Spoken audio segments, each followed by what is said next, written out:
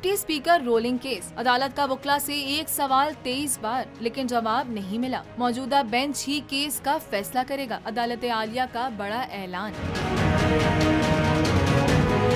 Supreme court में बड़े case की समाअत, 3 रुकनी बेंच के सवालात और वकला के जवाबात। समाअत 26 जुलाई बरोज़े मंगल सुबह 11:30 बजे तक मुलतवी।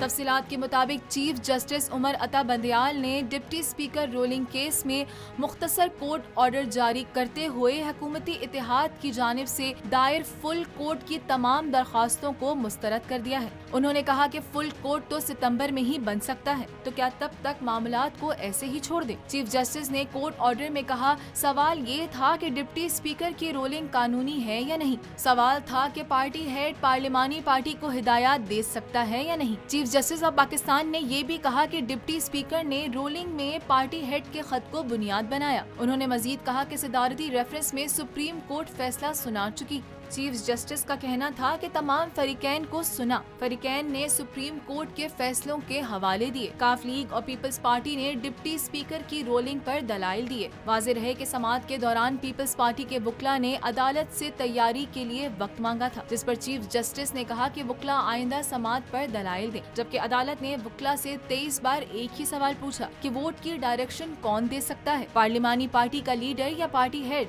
तहम चीफ जस्टिस उमर अता बंदयाल ने केस की समाअत 26 जुलाई बरोज़े मंगल सुबह 11:30 बजे तक मुलतवी कर दी।